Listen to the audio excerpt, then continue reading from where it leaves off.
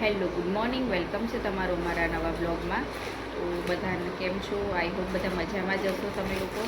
અને તમારે ત્યાં ગરમી પડે છે કે નથી પડતી? વરસાદ ચાલુ થયો, કારણ કે અમુક જગ્યાએ વરસાદ ચાલુ છે. તો ક્યાંથી તમે જોવો છો અને કોના ત્યાં અત્યારે વરસાદ ચાલુ છે તો કોમેન્ટ જરૂર કરજો, કારણ કે અહીંયા તો હજુ ગરમી પડે જ છે.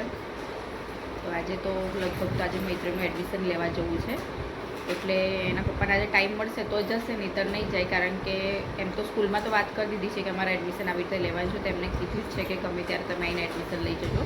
તો મૈત્રીને ફર્સ્ટમાં મૂકવાની છે, તો એનું એડમિશન લેવા જવાનું છે.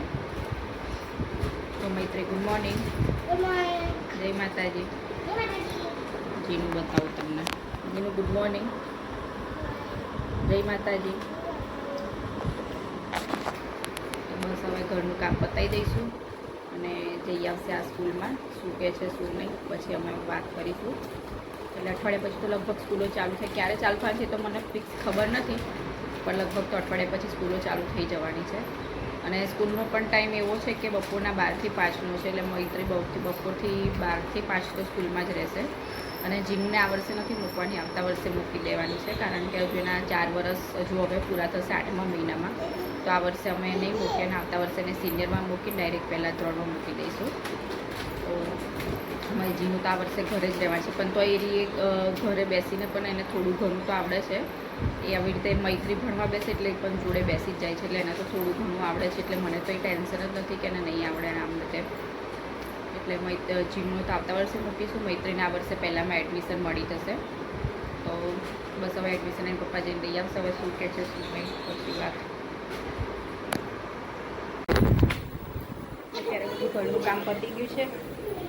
હું જમવાનું બનાવું છું. દાળ બાફવા મૂકી દીધી છે, તો દાળ બફાઈ છે. તો હવે જો અહીંયા જો તડકો કેવો પડે છે. અત્યારે તો ખાલી 12:30 જ થયા છે જો, તો પણ તડકો કેટલો બધો પડે છે. તો દાળ બફાઈ જાય ત્યાં સુધી હું રાહ જોઉં છું. અને જો મૈત્રી અને જીનું બંને, એક બાજુ તારક મહેતા ચાલુ છે, એક બાજુ બંને જોઉં.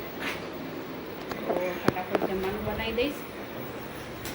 દાળ ઉભરાય છે ને એની બીક લાગે. દાળ ઉભરાય એટલે કુકરને બધું ગેસ ને બેસ બગડે, એટલે જોડે મારું રહેવું પડે છે કે ઉભરાઈ જાય ના. તમારે ત્યાં ગરમી કેવી ગયા છે? સાંજના 5:30. જો તે ધોડીને કહું છું, ધોડ ના, ફટાફટ પી જા. અને અમે લઈને બેઠા છીએ પેપ્સી. વડોદરાથી લાવી હતી, તો આ બંને જોડું હવે પીશે. જીનુને નહીં પીવી, જીનું નહીં ભાવતી. જીનું હા પાડતી હતી તો હમણાં હે થોડી બધી દોડાઈ કાઢીશ તું તો બધી બીજા.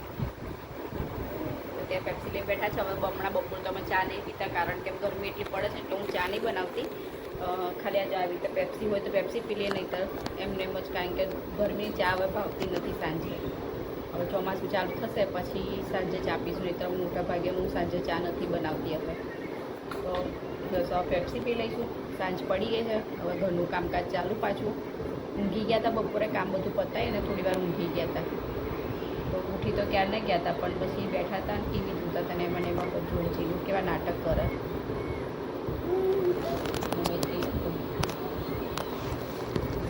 હમણાં તો કશે જવાતું નહીં ફરવા. હવે તો સ્કૂલો જશે એટલે બિલકુલ કશે જવાય નહીં આ વખતે તો.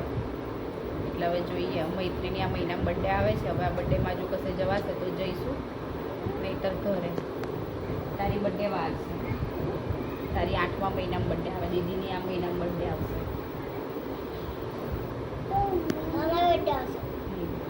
તારી બર્થડે આવશે પછી 8મા મહિનામાં જીનુની બર્થડે આવશે.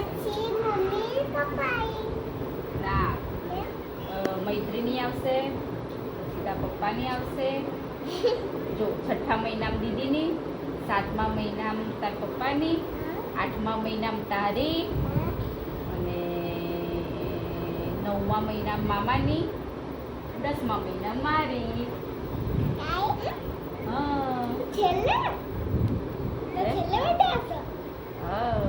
10મા મહિના મારી.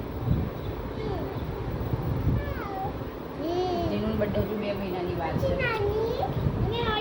નાનીની બર્થડે પણ 8મા મહિનામાં આવે.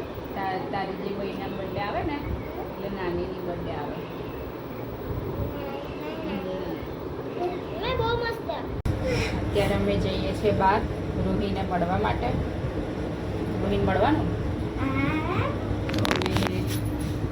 રોહીને મળવા જઈએ છીએ. ક્લિપમાં ઉપાડશું અત્યારે. પેલી બાજુ ના જતા રોડ ઉપર सब चलता है सब चलता है. Bye bye bye bye. હું કાલે આવું તાર ઘરે. હો બાય. દીદી ના દીદી ના.